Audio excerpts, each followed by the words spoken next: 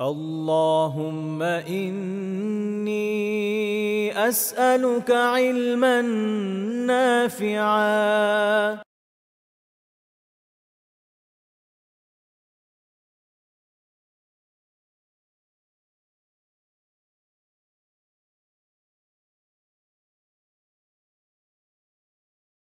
আসসালামু আলাইকুম ওরহমতুল্লাহি ওবরাকাতু। আলহামদুলিল্লাহি রাব্বিল আলামিন ওয়াসসালাতু ওয়াসসালামু আলা রাসূলিহিল আমিন ওয়া আলা আলিহি ওয়া সাহবিহি আজমাইন ওয়া মান তাবিআহুম বিইহসানিন ইলা ইয়াউমিদ্দিন, আম্মা বা'দ। ফাআউযু বিল্লাহি মিনাশ শাইতানির রাজীম। বিসমিল্লাহির রাহমানির রহিম। قل يا أيها الكافرون لا أعبد ما تعبدون ولا أنتم عابدون ما أعبد ولا أنا عابد ما عبدتم ولا أنتم عابدون ما أعبد لكم دينكم ولي دين।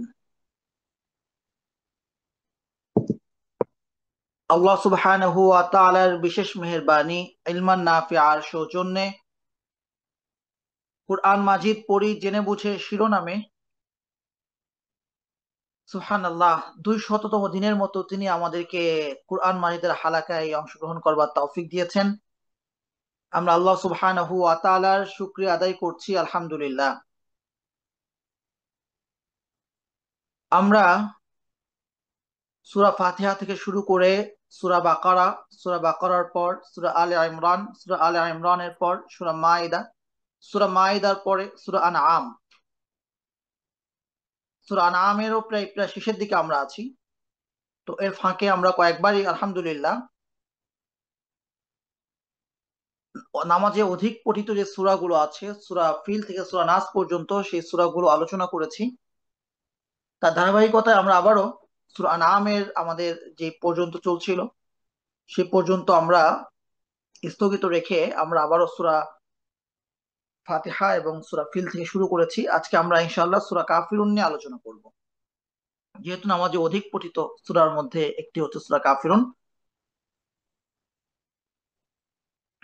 এই আলোচনাগুলো করতে করতে আলহামদুলিল্লাহ যে পড়ার মধ্য দিয়ে আমাদের যে শীটগুলো প্রস্তুত করা হয়েছে সেগুলোকে পরিমার্জিত করে পরিবর্ধন করে আলহামদুলিল্লাহ আল কোরআনের সান্নিধ্যে বইটা আমরা আলহামদুলিল্লাহ সবার জন্য উন্মুক্ত করতে পেরেছি।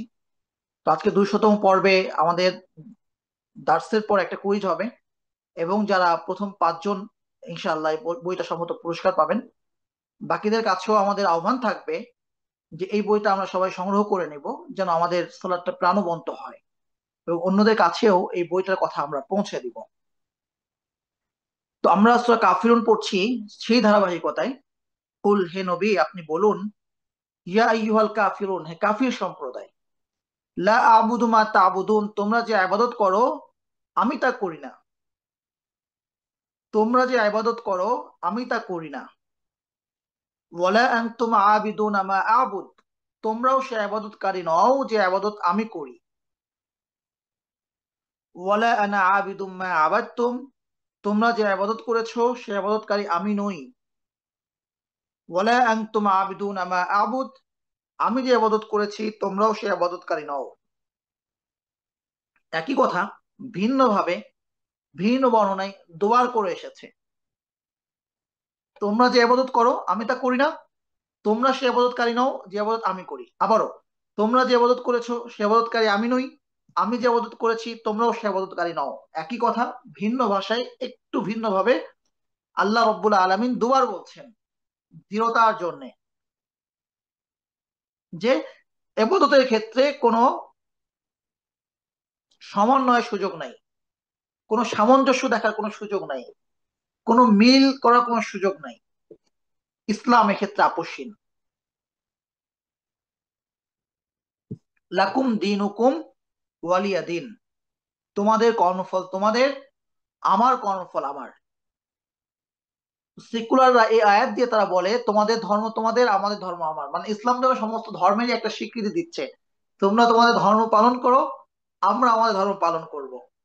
দুইটাই ঠিক আছে না। ইসলাম কখনোই কোথাও সব ধর্ম ঠিক আছে এই সার্টিফাই ইসলাম কখনো করে নাই।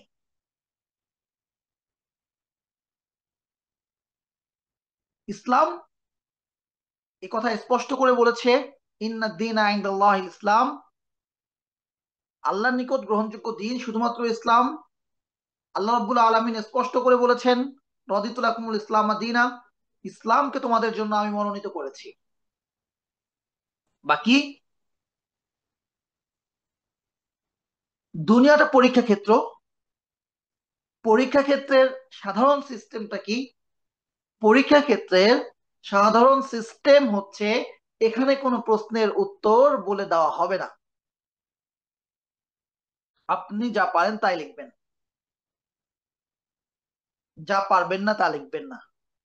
সুবহানাল্লাহ, এই পৃথিবীর স্বাভাবিক ধারার বিপরীতে, স্বাভাবিক নিয়মের বিপরীতে আল্লাহ সুবহানাহু ওয়া তাআলা তার রাসূল সাল্লাল্লাহু আলাইহি ওয়াসাল্লামকে প্রেরণ করলেন, এবং তিনি বারংবার, আল্লাহ সুবহানাহু ওয়া তাআলা কোরআন মাজিদে বারংবার সেই প্রশ্নের উত্তর বলে দিলেন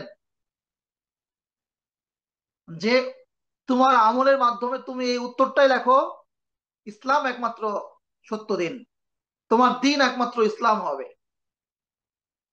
বারবার বারবার আল্লাহ সুবহানাহু ওয়া তাআলা কোরআনে বললেন, রাসূল সাল্লাল্লাহু আলাইহি ওয়াসাল্লাম একদিকে দাওয়াত দিলেন যে তুমি এই সঠিক উত্তরটা লেখো, তুমি এই সঠিক উত্তরটা বলো, তুমি এই সঠিক উত্তরটা ধারণ করো, তুমি এই সঠিক উত্তরটা প্রুফ করো, প্রমাণ করো। পরীক্ষার হলে স্বাভাবিক রীতির বাইরে গিয়ে বারবার বারবার একই কথা বলা হলো। রাসূল সাল্লাল্লাহু আলাইহি ওয়াসাল্লাম তো এমনিতেই তো রাহমাতুল লিল আলামিন না, স্পেশাল কোন রহমত, তাই তিনি রাহমাতুল লিল আলামিন। বারবার একই কথা আল্লাহ সুবহানাহু ওয়া তাআলা জানালেন। তারপরেও যদি ভুল করেন, তারপরেও যদি ভুল লেখেন, তারপরেও যদি ভুল দিকে পা বাড়ান, বাধ্য তো আর কেউ করবে না। লা ইকরাহা ফিদ্দীন। পরীক্ষার হলে বারবার বলে দেওয়া হচ্ছে, এটাই তো বেশি। কারণ আল্লাহ রাব্বুল আলামিন আগেই সব শিখিয়ে দিয়েছেন, রুহের জগতে সব শিখিয়ে দিয়েছেন। আল্লাহ জিজ্ঞেস করেছেন আলাস্তু বিরব্বিকুম, শিখিয়ে দেওয়ার পরে প্রশ্ন, আজ সবাই ঠিকঠাক শিখলো কিনা? আল্লাহ রাব্বুল আলামিন জিজ্ঞেস করছেন আলাস্তু বিরব্বিকুম, আমি কি তোমাদের রব নই? সকলেই বলল ক্বালু বালা রাব্বিনা, আমাদের রবের কসম, অবশ্যই আপনি আমাদের রব। আল্লাহ বলছেন আমি এই কথা কেন উল্লেখ করছি, আনতা কুলু ইন্না কুননা আন হাদা গাফিলিন, যেন তোমরা বলতে না পারো যে আমরা এই ব্যাপারে গাফিল ছিলাম। আল্লাহ রাব্বুল আলামিন জানিয়ে দিলেন আমাদেরকে যে তোমরা স্বীকার করে এসেছো, শিখে এসেছো। এজন্য যদি কেউ এমন সোসাইটিতে থাকে, এমন সমাজে থাকে, যে সমাজে রাসূল সাল্লাল্লাহু আলাইহি ওয়াসাল্লামের দাওয়াত পৌঁছায় নাই, যে সমাজে কোরআনের আলো পৌঁছায় নাই, সেই ব্যক্তি যদিও ইসলামের যাবতীয় বিধান মানতে সে বাধ্য না, কারণ সে জানে নাই, এটা আল্লাহ সুবহানাহু ওয়া তাআলা তার ক্ষেত্রে মাফ করবেন। কিন্তু সে আল্লাহকে চেনে নাই, সে আল্লাহকে রেখে ভিন্ন কোনো কিছুর উপাসনা করেছেন, এটা আল্লাহ সুবহানাহু ওয়া তাআলা মাফ করবেন না। কারণ হচ্ছে এটা আল্লাহ রাব্বুল আলামিন তার মধ্যে ইনস্টল করে দিয়েছেন, তাকে শিখিয়েছেন, তার মুখ দিয়ে বলিয়েছেন। সে পৃথিবীতে আসার আগেই এই পরীক্ষায় সে ফেল করেছে। তাহলে আল্লাহ কেন রসুল প্রেরণ করলেন? কেন রসুল প্রেরণ করলেন? এগুলো হচ্ছে দয়া, এগুলো হচ্ছে অনুগ্রহ। পৃথিবীর কোথাও যে দয়া পাবেন না, রাসূল সাল্লাল্লাহু আলাইহি ওয়াসাল্লাম সেই দয়াটা করলেন। তিনি রাহমাতুল লিল আলামিন তো এমনিতেই না। তো এরপরে কেন বাধ্য করা হবে? তো বাধ্য করা হচ্ছে না, তাই কি বলা হচ্ছে লাকুম দীনুকুম, তোমরা যা করবা তোমাদের কর্মফল তোমাদের, ওয়ালিয়া দিন, আমার কর্মফল আমার। দিন শব্দের দুটো অর্থ, দিন শব্দের দুটো অর্থ, একটা হচ্ছে ধর্ম বা দিন, আরেকটা হচ্ছে কর্মফল। সূরা কাফিরুনের শেষে যেই অর্থটা এসেছে সেটা হচ্ছে কর্মফল অর্থে। কি অর্থে? কর্মফল অর্থে। এটাকে ধর্ম অর্থে ব্যবহার করে বলে তোমাদের ধর্ম তোমাদের, আমাদের ধর্ম আমাদের, সব ধর্মের জন্য স্বীকৃতি দেওয়া হয়েছে, এটা বিকৃতি। তো আমরা আলোচনা করি যে সূরা কাফিরুন এক নজরে কুরআন মাজিদের ধারাবাহিকতায় সূরা নাম্বার হচ্ছে 109, এই সূরার রুকু সংখ্যা 1, আয়াত সংখ্যা 6, শব্দ সংখ্যা 26টি, হরফ সংখ্যা 99টি। এই সূরার নাম সূরা কাফিরুন। সূরাটি মাক্কি, মক্কায় অবতীর্ণ। যুগে যুগে যত রাসূল প্রেরিত হয়েছেন সকলের মিশন ছিল অভিন্ন। নবীগণ এসেছেন সমস্ত দাসত্ব থেকে মানুষকে মুক্ত করে এক আল্লাহর দাসত্বে শামিল করার জন্য।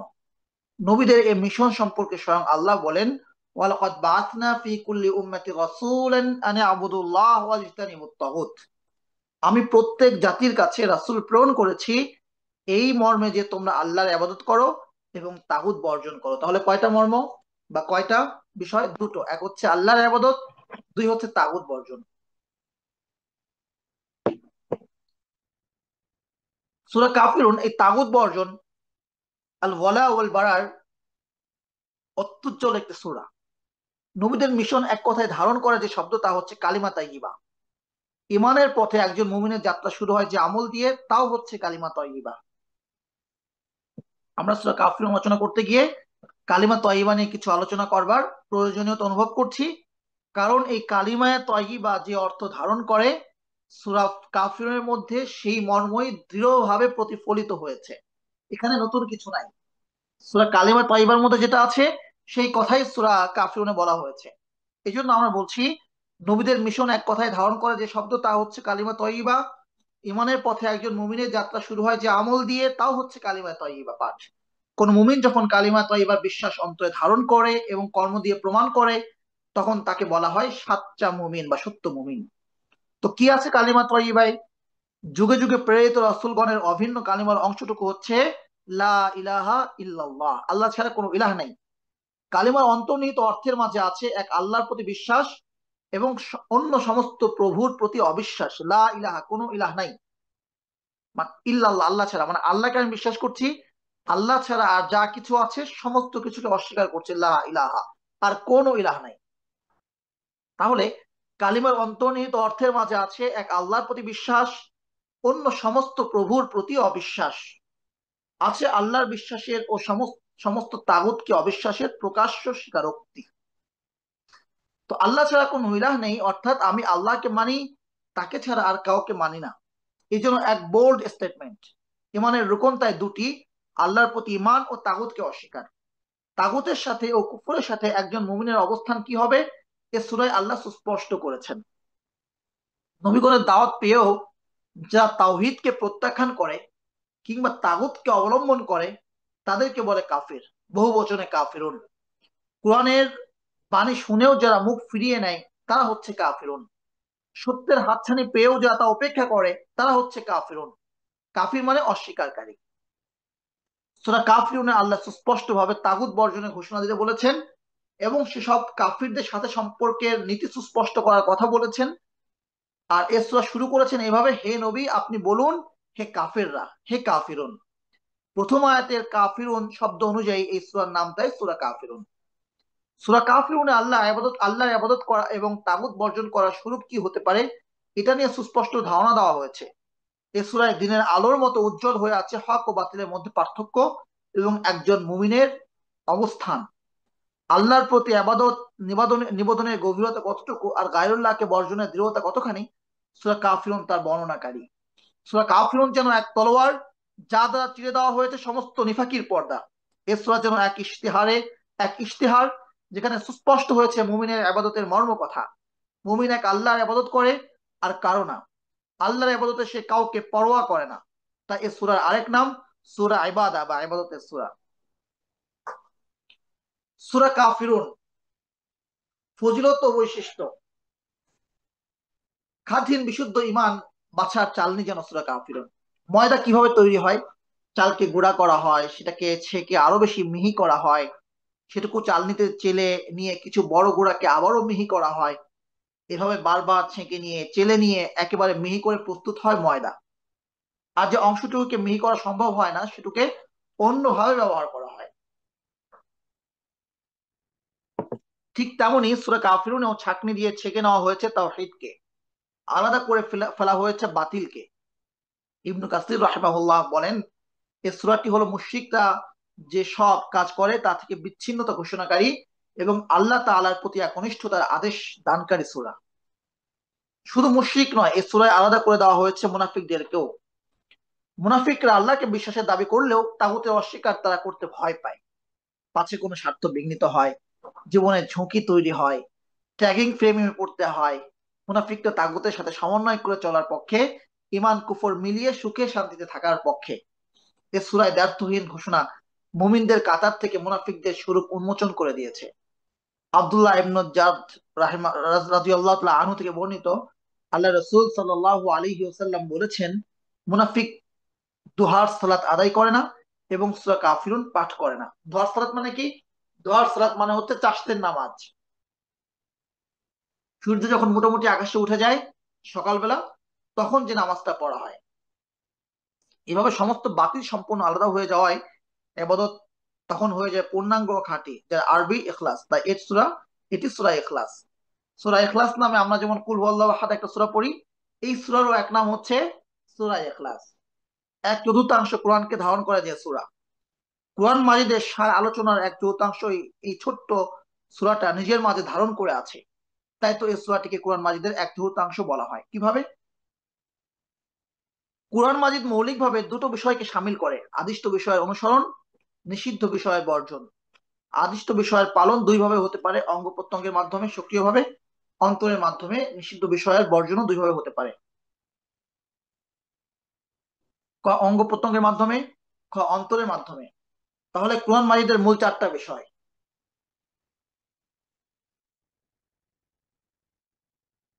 সক্রিয়ভাবে আদেশ পালন করা, দুই অন্তর থেকে আদেশগুলোকে পূর্ণভাবে মেনে নেওয়া, তিন সক্রিয়ভাবে নিষিদ্ধ বিষয়কে বর্জন করা, চার অন্তর থেকে নিষেধগুলোকে বর্জন করা।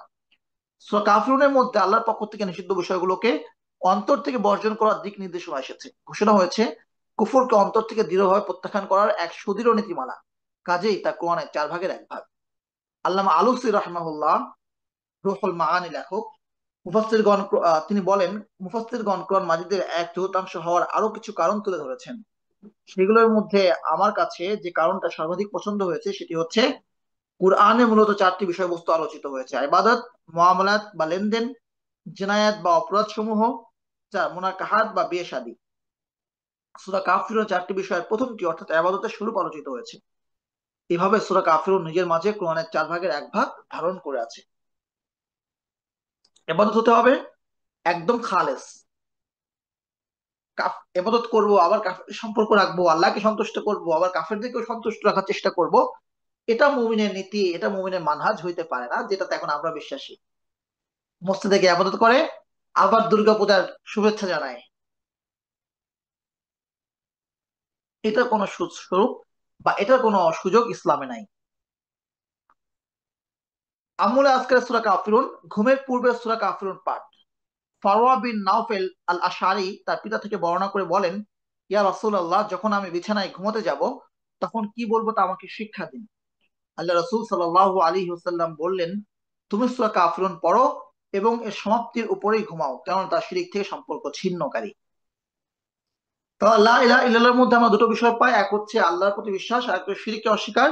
সূরা কাফিরুন হচ্ছে শিরক থেকে সম্পর্ক ছিন্নকারী। তো এটা রাসূল সাল্লাল্লাহু আলাইহি ওয়াসাল্লাম কখন পড়তে বলছেন? যখন কেউ ঘুমোতে যায় তখন সেজন্য সূরা কাফিরুন পাঠ করে। এটা একটা আমল, আমরা এই আমলটা নিয়মিত করব। ঘুমোতে যাওয়ার আগে সূরা কাফিরুন পড়বো, বিছানায় শুয়ে শুয়ে পড়বো বা শোয়ার আগ মুহূর্তে পড়বো। ফজরের সুন্নাতে সূরা কাফিরুন তিলাওয়াত। আবু হুরায়রা রাদিয়াল্লাহু আনহু বলেন, রাসূল সাল্লাল্লাহু আলাইহি ওয়াসাল্লাম ফজরের 2 রাকাত সুন্নতে সূরা কাফিরুন ও সূরা ইখলাস পড়তেন। তাওয়াফের 2 রাকাত সালাতে সূরা কাফিরুন পাঠ। জাবির রাদিয়াল্লাহু তাআলা আনহু থেকে বর্ণিত, রাসূল সাল্লাল্লাহু আলাইহি ওয়াসাল্লাম তাওয়াফ শেষে 2 রাকাত সালাতে সূরা কাফিরুন ও সূরা ইখলাস পড়তেন। তাওয়াফ শেষে 2 রাকাত নামাজ পড়া হয়। এই 2 রাকাত নামাজ হচ্ছে ওয়াজিব নামাজ। প্রথম রাকাতে সূরা কাফিরুন, দ্বিতীয় রাকাতে সূরা ইখলাস পড়তেন।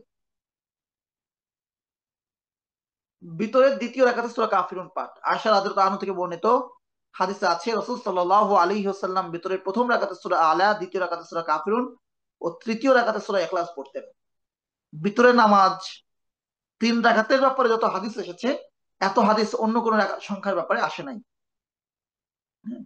তো প্রথম রাকাতে সূরা আলা পড়তেন, দ্বিতীয় রাকাতে সূরা কাফিরুন পড়তেন এবং তৃতীয় রাকাতে সূরা ইখলাস পড়তেন। এটা হচ্ছে সুনান তিরমিজির 463 নম্বর হাদিস। সফরের সূরা কাফিরুন পাঠ। জুবাইর ইবনে মুতাইম রাদিয়াল্লাহু তাআলা আনহু বলেন, একবার রাসূল সাল্লাল্লাহু আলাইহি ওয়াসাল্লাম আমাকে বললেন, তুমি কি চাও যে সফরে গেলে সঙ্গীদের চেয়ে অধিক সুখে স্বাচ্ছন্দ্যে থাকো এবং তোমার আসবাবপত্র বেশি হোক? আমি উত্তর দিলাম, ইয়া রাসূলুল্লাহ, আমি অবশ্যই এরূপ চাই। তিনি বললেন, কোরআনের শেষ দিককার 5টি সূরা, সূরা কাফিরুন, নাসর, ইখলাস, ফালাক ও নাস পাঠ করো এবং প্রত্যেক সূরা বিসমিল্লাহ বলে শুরু করো ও বিসমিল্লাহ বলে শেষ করো। জুবায়ের রাদিয়াল্লাহু আনহু বলেন, এর আগে আমার অবস্থা ছিল সফরে আমার পাথেয় কম এবং সঙ্গীতের তুলনায় দুর্দশাগ্রস্ত, কিন্তু যখন আল্লাহ রাসূলের এই শিক্ষা অনুসরণ করলাম তখন থেকে আমি সফরে সর্বাধিক স্বাচ্ছন্দ্যের অধিকারী হয়ে থাকি। ঘটনা প্রবাহে সূরা কাফিরুন নাজিলের প্রেক্ষাপট, সূরা কাফিরুন নাজিলের সাথে সম্পৃক্ত কিছু বিষয় আমরা এবার আলোচনা করতে চাইছি। আমরা অনেকেই বলি ইসলাম এত কঠিন না, ইসলামকে এত কঠিন বানাবেন না, কথাটা শুনতে বেশ ভালো লাগলেও বাস্তবতা ভিন্ন। ইসলাম ঠিক ততটাই সহজ যতটা সহজ হলে জান্নাতে যাওয়া যায়। ইসলাম ঠিক ততটাই কঠিন যতটা কঠিন হলে জাহান্নামে যাওয়া যায়।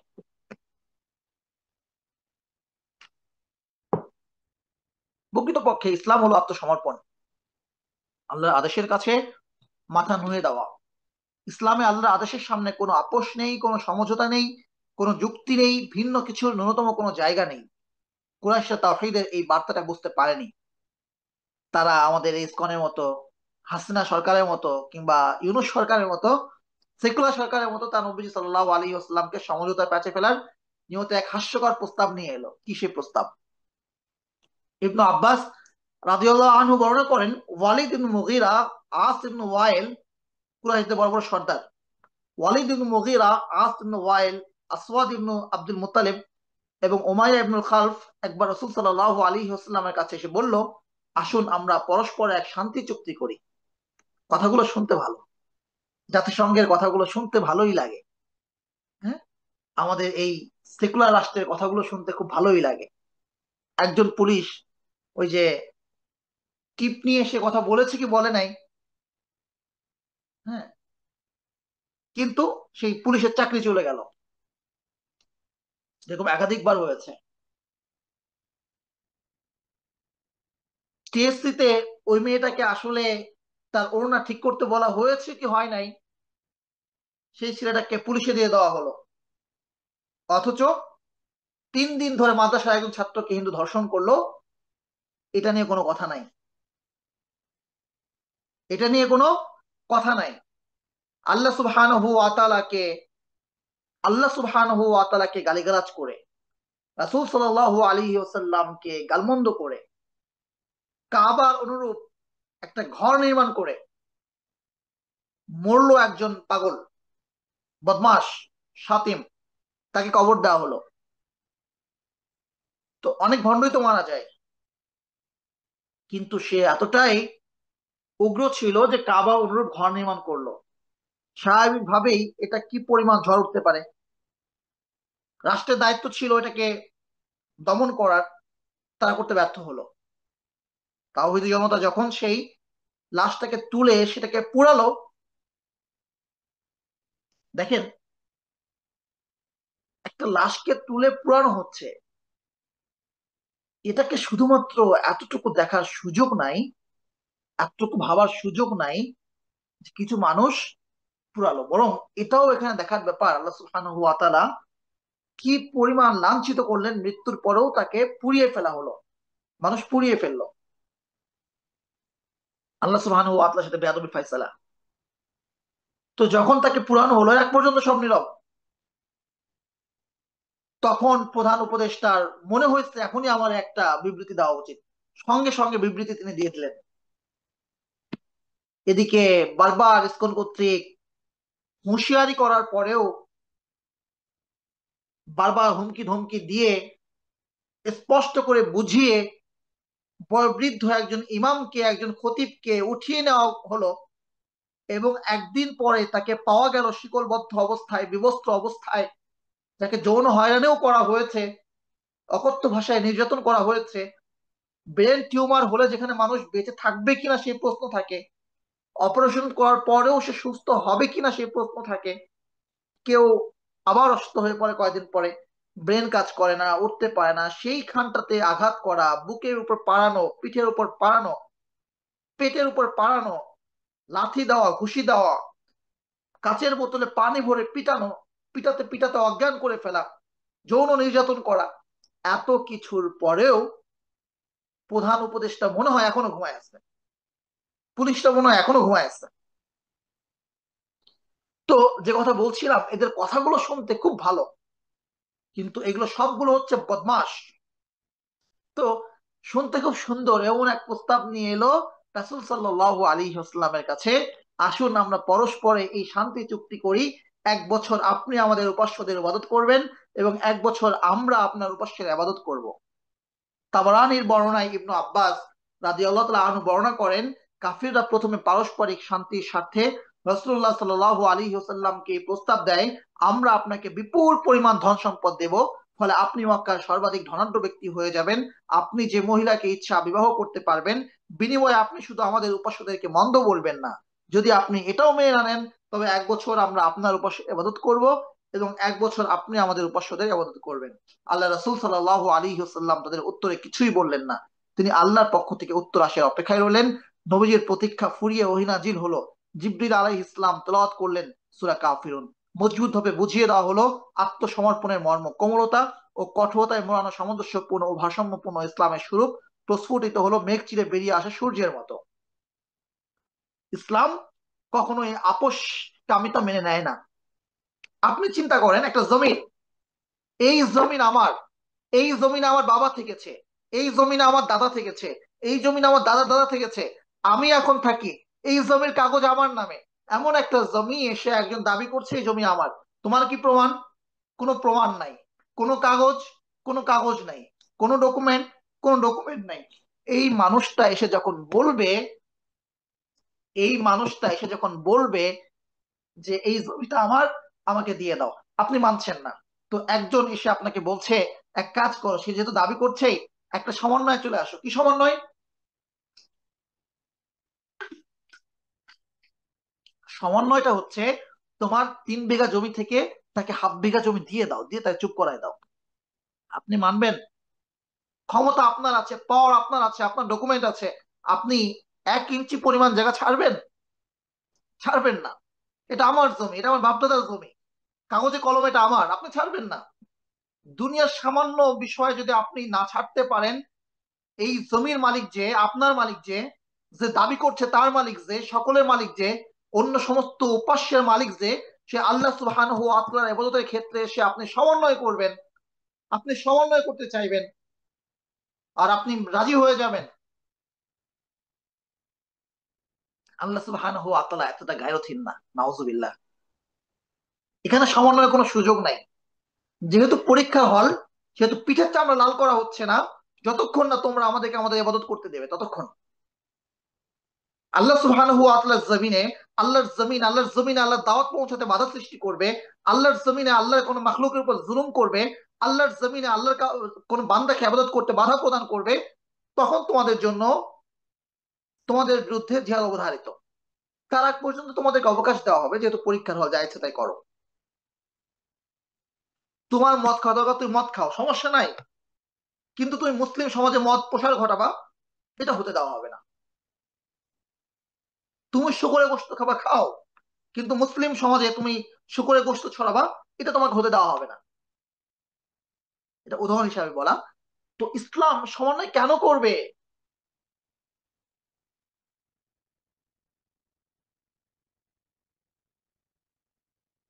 আল্লাহ ছাড়া তা যা কিছুকে ডাকে, অমাইয়াদু মা আল্লাহ ইলাহান আখার, আল্লাহ ছাড়া যা কিছুকে তারা ডাকবে, লা বুরহান লাহু বিহ, তাদের পক্ষে এর কোনো প্রমাণ নাই, কোনো প্রমাণিত নাই, কোনো ডকুমেন্ট নাই, কিসের উপাস্য? তো এখানে সমন্বয় কিভাবে হতে পারে? অথচ আজকে আমরা সেই সমন্বয়ের চেষ্টা করি, সমন্বয়ের চেষ্টা করি, সবাইকে সন্তুষ্ট করার চেষ্টা করি। তো তাওহীদের মূলনীতি তাগুতকে অস্বীকার, সূরা কাফিরুনের একটা বড় শিক্ষা। যদি কাউকে জিজ্ঞেস করা হয় সবচেয়ে বড় জুলুম কি, আল্লাহর পক্ষ থেকে প্রাপ্ত জ্ঞান ব্যতীত যে কেউই এর নানা উত্তর দিতে পারে। যে ব্যক্তির কাছে আল্লাহ নাজিলকৃত কোরআনের জ্ঞান আছে, তার কাছে জবাব একটি, সবচেয়ে বড় জুলুম হলো শিরক। সবচেয়ে বড় জুলুম হচ্ছে আল্লাহর কোনো অংশীদার সাব্যস্ত করা। সূরা লোকমান এরশাদ হচ্ছে, ইন্না শিরকা লাযুলমুন আযীম, নিশ্চয় শিরিক বিরাট জুলুম, নিশ্চয় শিরিক বিরাট জুলুম। দুঃখজনক বিষয় হচ্ছে মুসলিম সমাজে দিনে ইসলামের সঠিক চর্চার অভাবে অতি ইতিবাচক মানসিকতার লোকজনের সংখ্যা দিনে দিনে বেড়েই চলেছে। তাদের কাছে নৈতিকতার মানদণ্ড, তাদের আবিষ্কৃত মানবিক মূল্যবোধ, শিরিক তাদের কাছে অতি মামুলি বিষয়। এরা ভিন্ন ধর্মের উপাসনালয়ে যায়, তাদের উৎসবে শুভেচ্ছা জানায়। শিরিক সবচেয়ে বড় কেন জুলুম, এর নানা উদাহরণ আমরা দিতে পারি। শিরিক সবচেয়ে বড় জুলুম কেন? একটা বিষয় হচ্ছে, আপনি কোন একটা অন্যায় করলেন, সেই অন্যায়ের মাধ্যমে আপনি নিজেকে জাহান্নামের জন্য অবধারিত করলেন। তো আল্লাহ চাইলে সেই অন্যায়টা ক্ষমা করে দিতে পারেন, কিন্তু শিরিক হচ্ছে এমন একটা গুনাহ, আপনি আপনার উপরে এমন ভাবে অবিচার করলেন, আপনি আপনার নিজেকে জাহান্নামের জন্য চিরদিন অবধারিত করলেন, চিরদিন অবধারিত করলেন। তাহলে কার উপর জুলুম করা হলো? ব্যক্তি তার নিজের উপরে জুলুম করলো। এক নাম্বার ব্যাপার। দ্বিতীয় বিষয় হচ্ছে,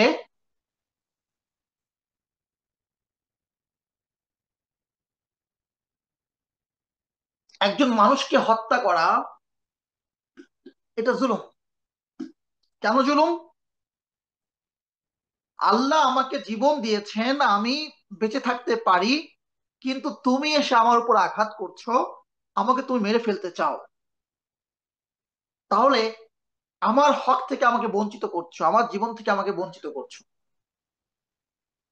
তো কি করা হচ্ছে? জুলুম করা হচ্ছে। আল্লাহ আমাকে অধিকার দিয়েছেন এই ভূখণ্ডে বসবাস করার, আপনি এসে আমাকে আমার ভূখণ্ড থেকে তাড়িয়ে দিচ্ছেন। তাহলে কি করছেন? জুলুম করছেন। তো আমার যে অধিকার, সেই অধিকার থেকে আপনি আমাকে বঞ্চিত করছেন। তো আমার দেওয়া জান, আমাকে দেওয়া জান যেটা আল্লাহ দিয়েছেন, এটাকে কেড়ে নেওয়া যদি জুলুম হয়, হুম, আমাকে আমার জমি থেকে উৎখাত করা যদি জুলুম হয়, তাহলে এই জমি যে দিয়েছে, এই জীবন যে দিয়েছে, এই স্বাস্থ্য যে দিয়েছে, এই পৃথিবী যে সৃষ্টি করেছে, স্বয়ং তার এবাদত না করে অন্য কারো এবাদত করা, সেটা জুলুম হবে না কেন? বা এটা হচ্ছে বড় জুলুম কি হতে পারে?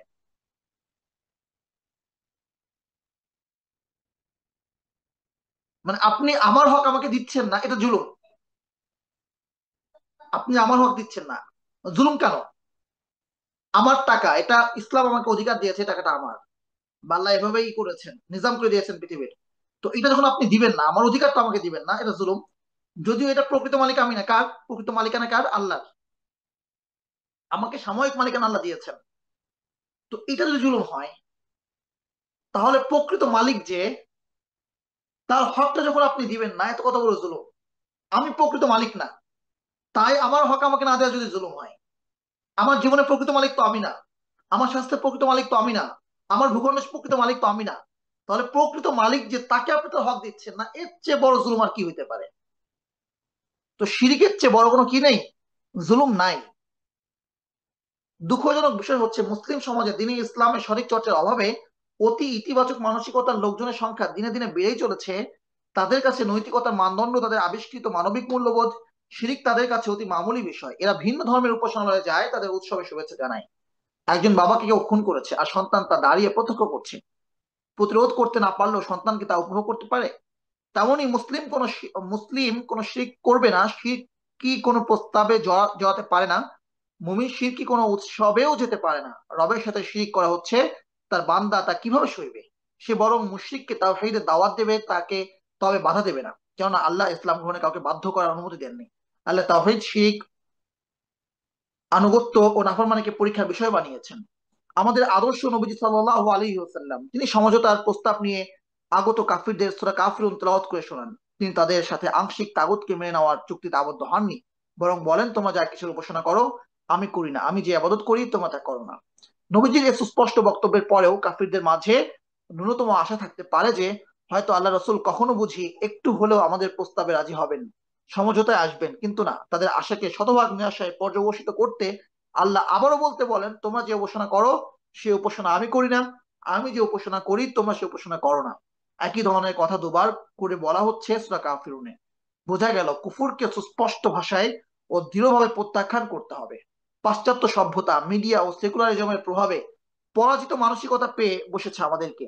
কুফরকে সুস্পষ্ট ভাষায় প্রত্যাখ্যান করাকে দুঃসাহসের কাজ মনে করা হয়। সুস্পষ্ট তাওহীদের বাণী ও উচ্চারণে আমতা আমতা করেন অনেক ইসলামিক স্কলারও। কখনো দিন কায়েমের জন্য গণতান্ত্রিক কুফরিকেও মেনে নেয় বিভিন্ন ইসলামিক সংগঠন। বড়ই পরিতাপ। এভাবে দিন কায়েমের দোহাই দিয়ে কিংবা ক্ষমতায় যাওয়ার উদ্দেশ্যে নবীজি কি কখনো সমঝোতা করেছেন, আংশিক কুফর মেনেছেন? তিনি বরং সুস্পষ্ট দাওয়াত অব্যাহত রেখেছেন, মাতৃভূমি ছেড়েছেন, জিহাদ করেছেন। আমাদের জন্য রাসূলের আদর্শই যথেষ্ট। যার উপর কোরআন নাজিল হলো যার উপর কোরআন নাজিল হলো তাকে বলা হচ্ছে থুম্মা জাআলনাকা আলা শারিআতিম মিনাল আমর, আমি তোমাকে শরীয়তের উপর প্রতিষ্ঠা করেছি, ফাত্তাবিহা, তুমি এটা অনুসরণ করো, লা তাত্তাবিহু আল্লাযিনা লা ইয়ালামুন, যাদের অনুসরণ যাদের জ্ঞান নাই, যাদের কোরআনের জ্ঞান নাই, তাদের অনুসরণ করবে না। ডেমোক্রেসি যে আবিষ্কার করেছে সে কেন করেছে? কারণ এই হতভাগার কাছে এর চেয়ে উত্তম ব্যবস্থাপনা যে আছে কোরআনে, এটা সে জানে না। এই হতভাগা সমাজতান্ত্রিকরা সেকুলার মানে সমাজতন্ত্র সোশ্যালিজম কেন এনেছে? কারণ এই হতভাগারা জানে না তাদের চেয়ে উন্নত ব্যবস্থাপনা কোরআনে আছে। তো আল্লাহ বলছেন তোমাকে শরিয়ার উপর প্রতিষ্ঠা করেছি, এটাকে তুমি অনুসরণ করো, কোরআনকে অনুসরণ করো। কাকে বলছেন? রাসূলকে। এটাকে রেখে যা জানে না, কোরআনের জ্ঞান যাদের কাছে নেই, তাদের প্রবৃত্তিকে অনুসরণ করো না। যত মতবাদ কোরআন ছাড়া সবই প্রবৃত্তি। আর আল্লাহ তার রসুলকে আরো বলছেন ওয়াইন তাত্তাবি আকতারুহুম ইদিল্লু ওয়াইন তুতি আকতারুহুম ইদিল্লুকা আন সাবিলিল্লাহ, যদি তাদের অধিকাংশ অনুসরণ করো তাহলে তা তোমাকে আল্লাহর রাস্তা থেকে দূরে সরিয়ে দিবে। যার উপর কোরআন নাযিল হচ্ছে তাকে বলা হচ্ছে যদি তুমি অধিকাংশ মতের কথা অনুসরণ করো তা তোমাকে আল্লাহর পথ থেকে দূরে সরিয়ে দিবে। আর আমরা এখন অধিকাংশ মানুষের মতামত নিয়ে তারপর আল্লাহ বিধানকে সাব্যস্ত করতে চাই, কোরআনকে সাব্যস্ত করতে চাই, কোরআনকে কায়েম করতে চাই। যার উপর কোরআন নাযিল হয়েছে তাকে বলা হচ্ছে অধিকাংশের কথা মানলে তোমাকে তা সরাই দিবে। আর আমরা অধিকাংশের কথা মেনে সেই কোরআনকে বাস্তবায়ন করতে চাই। যতদিন পর্যন্ত সুরে ছিদ্র দিয়ে উদ প্রবেশ করবে না এবং কখনোই প্রবেশ করবে না, ততদিন পর্যন্ত এই গণতান্ত্রিক পন্থা ইসলাম কায়েম কেউ করতেও পারবে না। এটা সুস্পষ্ট। হ্যাঁ, রাসূল সাল্লাল্লাহু আলাইহি ওয়াসাল্লামকে হুঁশিয়ার করা হচ্ছে যে ব্যাপারে, সেটাকে আমরা আরো মেথড হিসাবে গ্রহণ করছি। তাহলে দিন কায়েম হবে কিভাবে? রাসূল সাল্লাল্লাহু আলাইহি ওয়াসাল্লামকে আল্লাহ সুবহানাহু ওয়া তাআলা যেভাবে দিন কায়েম করিয়েছেন তার মাধ্যমে সেভাবেই দিন কায়েম হবে। রাসূল সাল্লাল্লাহু আলাইহি ওয়াসাল্লাম মক্কা থেকে প্রথমে আবিসিনিয়ায় হিজরতের অনুমতি দিয়েছেন সাহাবা কেরামকে। তারা হিজরত করেছেন না? কবার? দুবার। একবার, দ্বিতীয়বার। আবিসিনিয়ায় দুইবার হিজরত হয়েছে ইতিহাসে। দ্বিতীয় কাফেলা যারা হিজরত করেছেন তারা আবিসিনিয়া থেকে অনেকেই সরাসরি মদিনায় এসেছেন, তারা মক্কায় প্রবেশই করেন নাই। হ্যাঁ, তো আবিসিনিয়া কি দিন কায়েম হয়েছে না? আল্লাহ রাসূল সাল্লাল্লাহু আলাইহি ওয়াসাল্লামকে হত্যা উদ্দেশ্যে মানুষজন একত্রিত হলো। রাসূল সাল্লাল্লাহু আলাইহি ওয়াসাল্লাম সেখান থেকে বেরিয়ে আসলেন আল্লাহ সুবহানাহু ওয়া তাআলার মুজিজা নিয়ে, তার বিশেষ অনুমতি নিয়ে আল্লাহ সুবহানাহু ওয়া তাআলা রাসূল সাল্লাল্লাহু আলাইহি ওয়াসাল্লামকে সেখান থেকে উদ্ধার করলেন।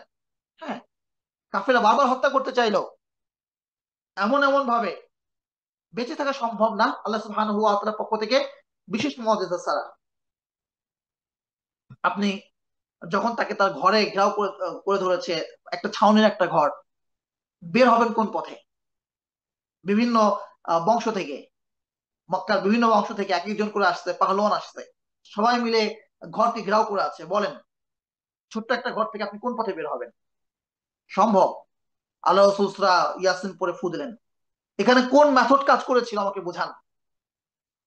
এখানে ক্ষমতায় যাওয়ার কোন মেথড কাজ করেছিল? আল্লাহ রাসূল সাল্লাল্লাহু আলাইহি ওয়াসাল্লাম ঘরের শহরে প্রবেশ করলেন, পায়ের চিহ্ন দেখে দেখে তারা চলে এলো। হ্যাঁ, তাকালেই দেখা যাচ্ছে তাদেরকে। এবং তারা এতটাও কাছে চলে আসলো, যদি তারা তাদের পায়ের দিকে তাকায় মক্কার মুশরিকরা, রাসূল সাল্লাল্লাহু আলাইহি ওয়াসাল্লাম এবং আবু বকরকে তারা দেখে ফেলবেন। কিন্তু আল্লাহ সুবহানাহু ওয়া তাআলা সেখানে মাকড়সাকে পাঠালেন, মাকড়সা জাল বিছালো। এটা থেকে তারা বিভ্রান্ত হয়ে গেল যে না, এখানে মাকড়সার ঘর আছে, তার মানে কি এদিক দিয়ে তারা যায় নাই।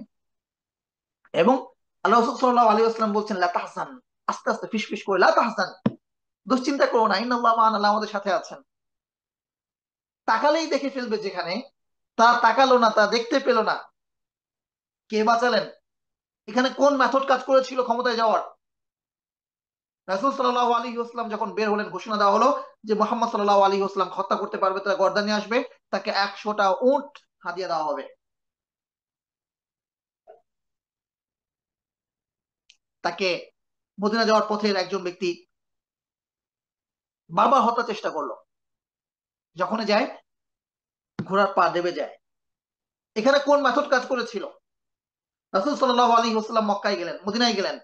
কারা ইসলাম গ্রহণ করেছে? আউসের কিছু মানুষ, খাজরাজের কিছু মানুষ, যারা সবার সবার পেশা হচ্ছে কৃষি কাজ করা। খেজুর গাছ লাগায়, খেজুর গাছে ফল হয়, তারা এটা দিয়ে খেয়ে বছর পার করে দেয়। না ভালো করে রাজনীতি বোঝেন, না ভালো করে যুদ্ধ জানেন। হ্যাঁ, যার ফলে এই মদিনায় যে তিনটা ইহুদি গোত্র আছে, বনু কুরাইজা, বনু নাজির, বনু কায়নুকা, তারা তাদেরকে সর্বদিক দিয়ে নিয়ন্ত্রণ করে, বছরের পর বছর তাদের উপর ছুরি ঘোরায়। তাদেরকে নিয়ে এমনকি সেইখানকার সর্দার যার হওয়ার কথা ছিল আব্দুল্লাহ বিন উবাই বিন সালুল, সেও ইসলাম গ্রহণ করলো না। 1,000 মানুষ গেল উহুদে, 300 জন ফিরে এলো। তিন দিকে ঘিরে আছে ইহুদিরা, ভিতরে আবার মুনাফেক। বলেন এখানে রসুল সাল্লাল্লাহু আলাইহি ওয়াসাল্লাম ক্ষমতায় যাওয়ার কোন মেথড কাজ করলো? কিন্তু কি হলো, সবাই তাকে মেনে নিল। যে মানলো না সে পালালো। মদিনার এরিয়া কতটুকু? একদিকে খাইবার পাহাড়, কারণ তারপরে তো খন্দক খনন করা হয়েছিল যেন কেউ মক্কায় মদিনায় প্রবেশ করতে না পারে। কুবাও ছিল, যারা গিয়েছেন কুবাও ছিল মদিনার বাইরে। ছোট্ট একটা এরিয়া, একদম ছোট্ট একটা এরিয়া।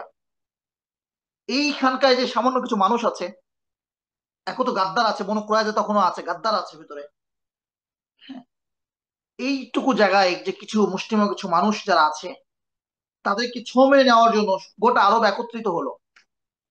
ইহুদিরাও তাল মিলালো, তারা আসলো, পারলো না, পলায়ন করলো। কোন মেথড কাজ করেছিল? এই সামান্য কিছু সাহাবী কোন মেথড কাজ করেছিল, মক্কা তাদের অধীনত হলো। যে তায়েফ রাসূল সাল্লাল্লাহু আলাইহি ওয়াসাল্লামকে রক্তাক্ত করেছে, সে তায়েফ তার অধীনত হলো। কোন মেথড এখানে কাজ করেছিল যে সেই মদিনার বিরুদ্ধে ষড়যন্ত্র করতে শুরু করলো রোম। রোমের মতো বিরাট সাম্রাজ্য, রাসূল সাল্লাল্লাহু আলাইহি ওয়াসাল্লাম যুদ্ধে যাওয়ার জন্য সবচেয়ে দূরে যে গাজওয়া করলেন, গাজওয়ে তাবুক, গাজওয়ে তাবুকে গেলেন। গাজওয়ে তাবুকে রাসূল সাল্লাল্লাহু আলাইহি ওয়াসাল্লাম গেলেন, পৌঁছলেন, কিন্তু রোমের শাসক গোষ্ঠী, তাদের প্রশিক্ষিত সৈন্যবাহিনী, তারা আসার সাহস পর্যন্ত করলো না। কি আর করবেন, যুদ্ধ যখন হলোই না। যুদ্ধের জন্য বেশি করে খাবার নিয়ে যাওয়া লাগে, বেশি করে আসবাব নিয়ে যাওয়া লাগে। ওগুলো ওখানে যারা আশেপাশে যে জনপদ ছিল, বেচা কেনা করে লাভ, মানে লাভ নিয়ে ফিরে আসলেন সাহাবা কেরাম। কোন মেথড এখানে কাজ করেছিল?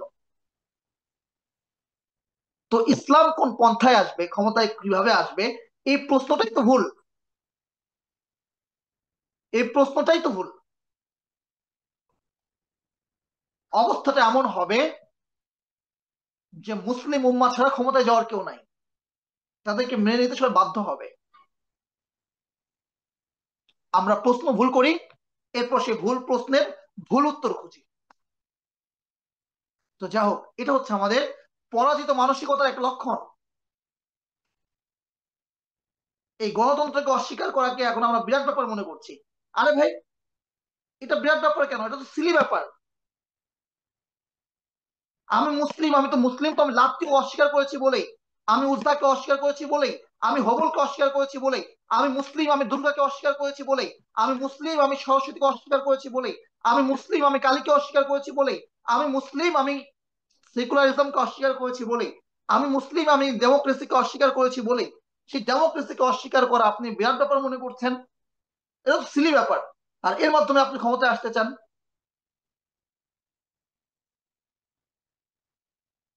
এটা হচ্ছে আমাদের পরাজিত মানসিকতা। সেকুলার শিক্ষা ব্যবস্থা বর্তমান তরুণ প্রজন্মকে ন্যায় অন্যায়ের যে মানদণ্ড শিখিয়েছে, সে দীক্ষা অনুসারে ইসলামকে তারা মূল্যায়ন করতে চায়, ইসলামকে প্রেজেন্ট করতে চায় তারা পাশ্চাত্যের ঢঙে, তাদের আদলে এবং তাদের ভাষায়। সমাজে যা কিছু তাদের চোখে সুন্দর বলে পরিগণিত, সেসবকে ইসলামের গায়ে লেপ্টে দেওয়ার প্রচেষ্টায় থাকে তারা। অথচ যে বস্তুর গায়ে যা খাপ খায় না, তা তাতে খাপ খাওয়ানোর চেষ্টা করে ওই বস্তুর মূল আকৃতিকে ভেড়ক ও অসুন্দর করে দেয়। উদাহরণ হিসাবে ইসলামী গণতন্ত্রের কথা বলা যায়। ইসলামে কি শাসন ব্যবস্থার পর্যাপ্ত ধারণা নেই? পাশ্চাত্যের দেখানো পথে ওদের প্রণীত কুফরি গণতন্ত্র মতবাদ কেন ইসলামাইজ করতে হবে? ইসলাম তাই আমাদের কাছে আজ নানা রঙের, কারণ আমরা ইসলামকে তার নিজস্ব রঙে গ্রহণ করতে পারছি না। এমনকি বলা হয় যে ওরা এখন বলতে চায় এক শ্রেণী যে অমর রাজা আনহু হচ্ছেন গণতন্ত্রের জনক, তিনি গণতান্ত্রিক পদ্ধতিতে ক্ষমতায় গিয়েছেন। অমর রাজা আনহু যেটা ক্ষমতায় গিয়েছেন যে পদ্ধতিতে, সেটা ইসলামিক ওয়ে, সেটা গণতন্ত্র না। হ্যাঁ, ওই পদ্ধতির কিছু গণতন্ত্র গ্রহণ করতে পারে, কিন্তু গণতন্ত্র একটা কমপ্লিট একটা প্যাকেজ। অমর রাজা আনু ক্ষমতায় যাওয়া সেই প্যাকেজের কোনো অংশ না। এটা তো একটা মেথড, একটা পদ্ধতি, হয়তো গণতন্ত্র গ্রহণ করেছে। তো সত্যের একটা কিছু ভালো গ্রহণ করলেই সেটা যে ভালো হয়ে যাবে এমন তো কোনো কথা নাই। ইসলাম সততার কথা বলে। এখন একজন মুশরিক সততার কথা বললেই বা সততা বললেই বা সত্য কথা বললেই সে মুশরিক ভালো হয়ে যাবে, তার শিরক মাফ হয়ে যাবে? ইসলাম ন্যায় বিচারের কথা বলে। কোন মুশরিক ন্যায় বিচারের কথা বললেই সে ভালো হয়ে যাবে, তার শিরক মাফ হয়ে যাবে না। ঠিক একইভাবে ইসলামের কোন পদ্ধতি, ক্ষমতায় যাওয়ার কোন পদ্ধতি যদি গণতন্ত্র গ্রহণ করে, সেই পদ্ধতিটুকু ততটুকু ভালো। তাই বলে কমপ্লিট গণতন্ত্রকে তো ভালো বলার কোনো সুযোগ নেই। ইসলাম কুফর কি কুফর, কাফের কি কাফের বলতে শেখায়। ইসলাম ইসলামী। কুফর কুফরি, একটি আগুন তবে আরেকটি পানি, একটি পশ্চিম তো আরেকটি পূর্ব। ইসলাম ও কুফর কখনো এক হতে পারে না। কাফিরদের সাথে সম্পর্কের রূপরেখা কেমন হবে? সূরা কাফিরুন কি শুধুমাত্র কুফরকে বর্জন করার শিক্ষা রয়েছে, নাকি সাথে কাফিরদেরও বর্জন করার শিক্ষা রয়েছে? একটু চিন্তা করুন। কাফিররা সমঝোতার প্রস্তাব নিয়ে এসেছে, সেই প্রস্তাবকে উপেক্ষা করা হচ্ছে এভাবে: হে কাফিররা, তোমরা যা কিছু উপাসনা করো আমি তা করি না, তোমাদের কর্মফল তোমাদের, আমাদের কর্মফল আমাদের। এভাবে বলার পর কি সে সম্পর্ক থাকে? এ যেন সুস্পষ্ট বারাআত তথা জুদা ও সম্পর্ক ছেদের ঘোষণা। কাফিরদের সাথে সম্পর্কের সীমারেখা কেমন হবে আমরা এর চমৎকার দৃষ্টান্ত খুঁজে পাই ইব্রাহিম আলাইহিস ইসলামের ঘটনায়। ইব্রাহিম আলাইহিস ইসলাম আল্লাহ আজা সম্পর্কে বলেন, তোমরা তোমাদের পিতা ইব্রাহিমের মিল্লাত অনুসরণ করো, তিনি তোমাদের মুসলিম নামকরণ করেছেন। ইসলামের স্বার্থে তার পিতা ও কওমের সাথে সম্পর্ক ছেদের ঘোষণা দেন। তিনি তার পিতা ও সম্প্রদায়কে উদ্দেশ্য করে বলেন, আমি তোমাদেরকে এবং আল্লাহকে ছেড়ে তোমরা যা কিছু উপাসনা করো সেসব উপাস্যকে বর্জন করছি। আশা করছি আমি আমার রবকে ডেকে ব্যর্থ হব না।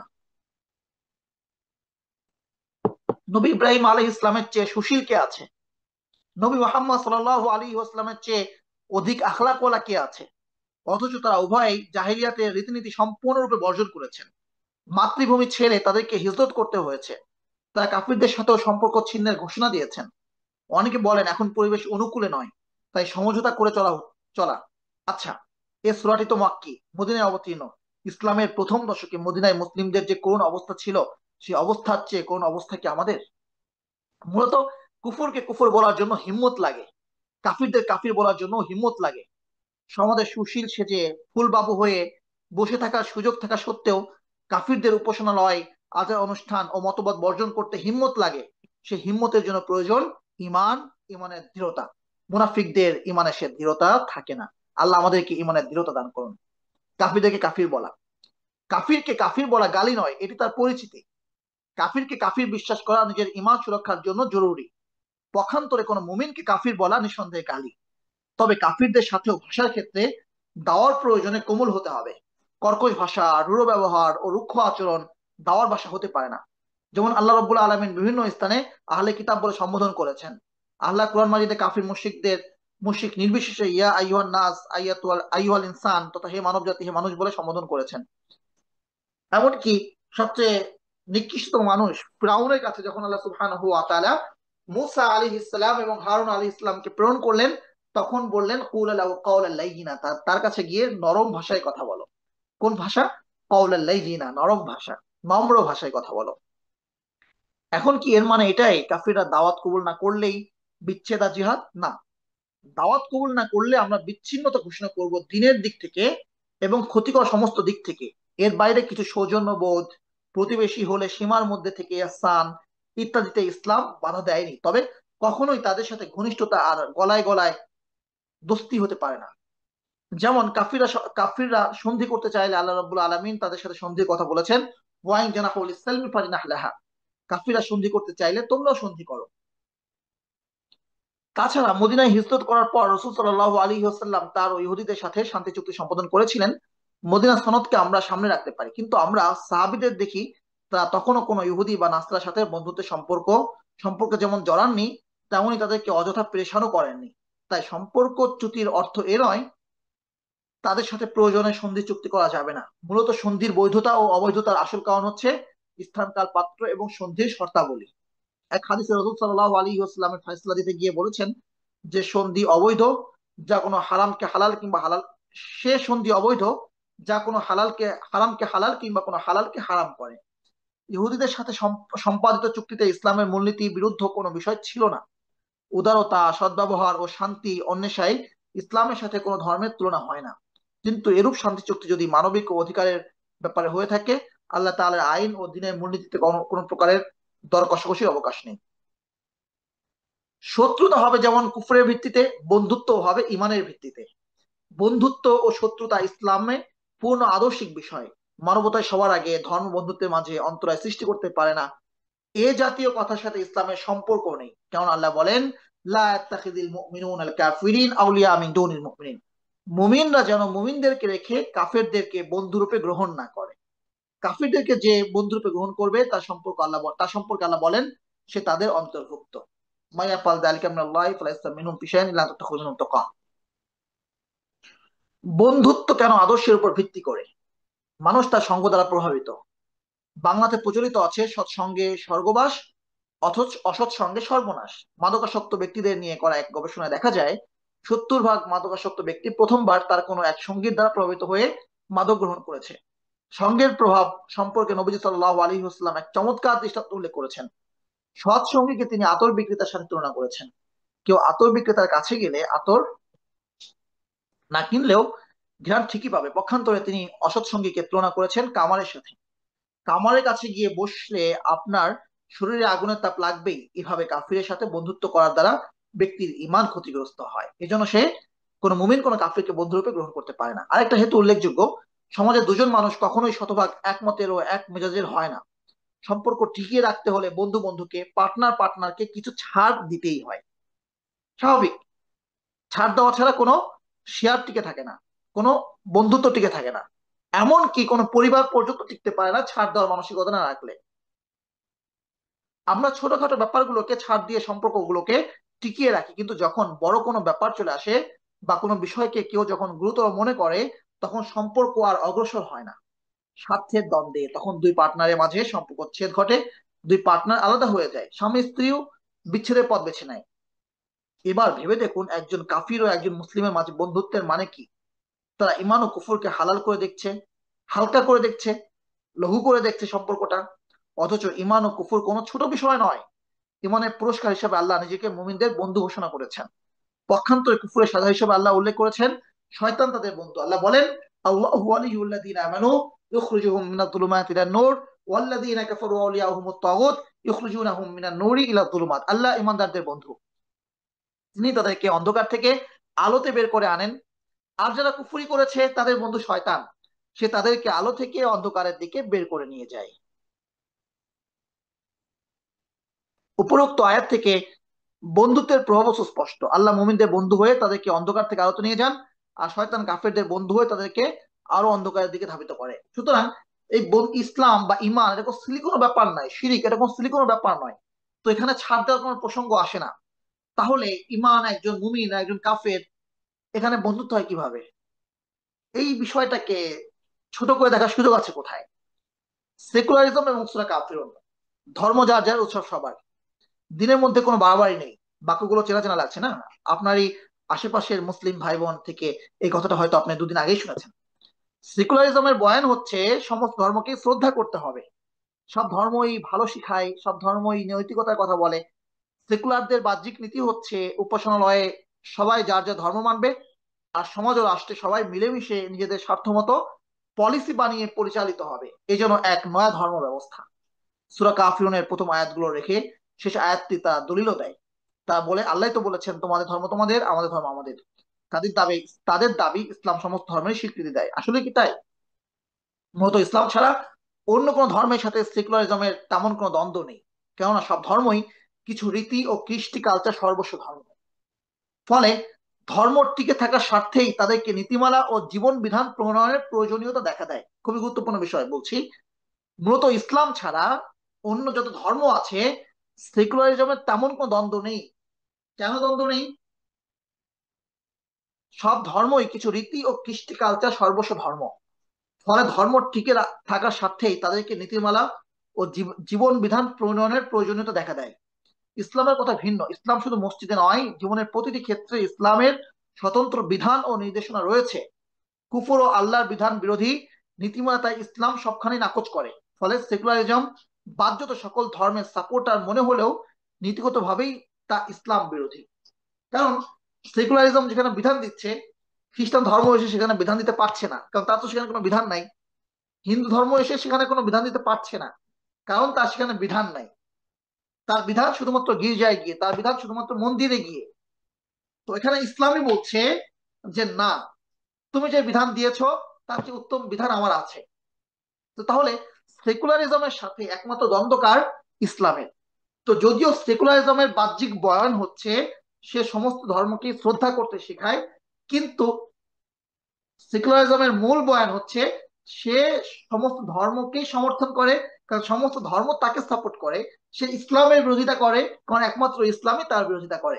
এই জন্যই আপনি এই সমাজের প্রত্যেকটা সেকুলারকে দেখবেন, তারা বলবে যে সব ধর্মের প্রতি শ্রদ্ধা করতে হবে। সে সরস্বতী পূজার সময় শুভেচ্ছা জানায়, সে দুর্গা পূজার সময় শুভেচ্ছা জানায়, কিন্তু সে যখন কুরবানির সময় আসে তখন সে বলে বনের পশু নয় মনের পশু কুরবানি করো। তখন তারা শ্রদ্ধাবোধ থাকে না, কারণ ও আসলে শয়তান। সে সব ধর্মকে শ্রদ্ধা করে কারণ সবাই তাকে মানে, সে ইসলামকে শ্রদ্ধা করবে না কারণ ইসলাম কোশ্চিন কালেও তাকে মানবে না। সূরা কাফিরুন স্পষ্ট সেকুলারিজমকে নাকচ করে, কেননা সেকুলারিজম নিজের টিকে থাকার স্বার্থে সকল ধর্মকে সমর্থন করে, কিন্তু সূরা কাফিরুন ইসলাম ছাড়া বাকি সমস্ত কিছুকে নাকচ করে। সেকুলারিজম সরাসরি ইসলামের সাথে সাংঘর্ষিক হওয়ায় মুসলিমদের মাঝে প্রোপাগান্ডা ছড়ানোর জন্য সেকুলারদের বিকৃতির ও অপব্যাখ্যার আশ্রয় নিতে হয়। তারা বলে ধর্ম যার যার, তার প্রমাণ তোমাদের ধর্ম তোমাদের, আমাদের ধর্ম আমাদের। এরপর তারা বলবে উৎসব সবার, পূজায় যেতে কোনো সমস্যা নেই, প্রসাদ খেতে কোনো সমস্যা নেই, প্রমাণ সূরা বাকারায় আছে, দিনের ক্ষেত্রে কোনো বাড়াবাড়ি নেই। হ্যাঁ, সূরা কাফিরুনে কি আছে? সূরা কাফিরুনের শেষ আয়াত লাকুম দীনুকুম ওয়ালিয়া দিনের অর্থ হলো, এটা তো আমরা আলহামদুলিল্লাহ আলোচনা করলাম।